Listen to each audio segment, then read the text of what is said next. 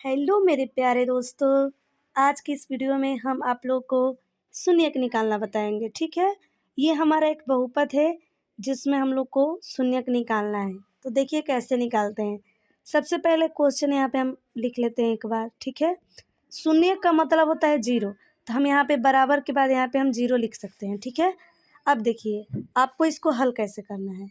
वैसे तो इसके बहुत सारे तरीके हैं, बट हम गुणनखंड विधि से आप लोग को बता रहे हैं। ठीक है, तो देखिए जैसे कि यहाँ पे 4 है और यहाँ पे 3 है। अगर यहाँ पे कुछ नहीं होता, सिर्फ x होता, तब तो हम लोग यहाँ पे 4 को लेकर के अपना सॉल्यूशन करते। बट यहाँ पर भी कुछ है, तो क्या करेंगे, सबसे पहले हम इसमें और इसमें गुणा कर लेंगे। तो 4 3 कितना हो जाएगा, 12। अब हमको देखना ये है, हमको ये देखना है हम ऐसा कौन सा अंक ले। जैसे कि मान लीजिए पहले हम आप लोग को यहाँ पे गुणा करके दिखा देते हैं। तो यहाँ पे 3 और 4 में गुणा होगा तो 12 आएगा, आएगा ना 12। तो देखिए यहाँ पे मान लीजिए कि आपका 12 हो गया, यानी कि 3x² माइनस एक्स माइनस 12 मान लीजिए। ये लिखना नहीं, यहाँ पे हम आप लोग को ऐसे ही बता रहे हैं। ठीक है, तो यहाँ पे 12 है, तो आपको इसमें इस सिचुएशन में करना क्या है कि हम गुणा करें तो यहाँ पे 12 आ जाए। ठीक है, ऐसा कौन सा दो अंक ले जिसको गुणा करें तो यहाँ पे 12 और घटा दे तो 1 आ जाए, क्योंकि x के आगे कुछ नहीं है तो मान लीजिए 1 है, एक ही ना है। तो ऐसा कौन सा दो अंक ले। तो अगर आप लोग को अंक लेने में प्रॉब्लम हो तो आप 12 का यहाँ पे गुणनखंड निकाल सकते हैं। ठीक है, तो यहाँ पे हम गुणनखंड निकाल रहे हैं। तो देखिए यहाँ पे हमारा 2 बार 2 आया और 1 बार 3। तो अगर हम 2 दूनी 4 और 1 बार 3, अगर हम ये दोनों को ले 4 3, तो अगर हम 4 3 को ले तो 4 3 में गुणा करेंगे तो 12 आएगा। और यहाँ पे एक बार बोल रहे घटाए तो 1 आए, तो और 4 और हम 3 को घटाएंगे तो 1 आएगा। यानी कि ये 4 और 3 यही दो ऐसा अंक है जिससे गुणा करेंगे तो 12 और घटा देने पर 1 आएगा। तो ये दोनों अंक हमारे लिए सेव है। तो ठीक है, देखिए अब इसको हम बनाते हैं। तो पहले ये जो है उसको ऐसे ही लिख लेंगे। ठीक है, मेरा अंक क्या था, 4 3, तो यहाँ पर 4x और प्लस 3x लिख देंगे। ठीक है, अब माइनस में 4 है तो 4, 12 नहीं लिखना है, 4 है वहीं लिखना है। अब आप लोग पूछिए कि यहाँ पे प्लस कैसे आया।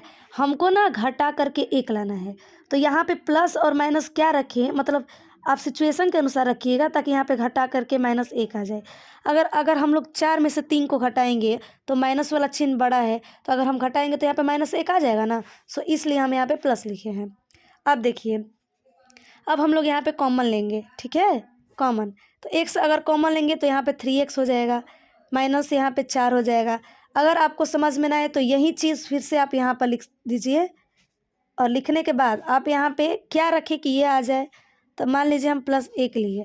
अब देखिए यहाँ पे 0 भी लिखना है। अब देखिए हमको कैसे पता चलेगा कि ये सही है या गलत। तो देखिए 3 और 3x में गुणा करेंगे तो 3x² आएगा ना, और x और 4 में गुणा करेंगे तो यहाँ पे -4x आ गया।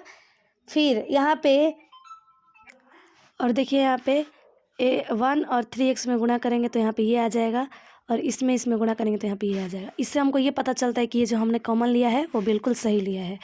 अब देखिए हमको क्या करना है, ये 3x जो है 3x-4 लिख लिए। ठीक है, और एक बार ये दोनों सेम है ना, तो ये दोनों में से एक को हमको ले लेना है, तो हमने एक ले लिया। और फिर एक बार इसको लेना है, तो यहाँ पे हम x और प्लस में क्या है 1 तो लिख सकते हैं। अब देखिए यहाँ पे x का वैल्यू ही तो निकालना है, यानी कि 2 शून्यक, यानी कि 2 शून्यक है तो 2 बार x का वैल्यू आएगा। तो x बराबर एक बार देखिए हम आसान तरीका बता रहे हैं आप लोग को। यहाँ पे -4 है तो हम डायरेक्ट यहाँ पे प्लस लिख देंगे। ठीक है, और ये 3 गुणा में है तो यहाँ पे भागा में आ जाएगा। ठीक है, और एक बार x देखिए यहाँ पे +1 है तो यहाँ पे -1 आ जाएगा। तो यहीं आपका क्या हो गया, 2 शून्यक आ गया, यानी कि यहीं आपका आंसर हो गया। 2 शून्यक आ गया ना, 1 4/3 और 1 -1, तो यहीं आपका क्या हो गया, शून्यक हो गया। थैंक यू दोस्तों।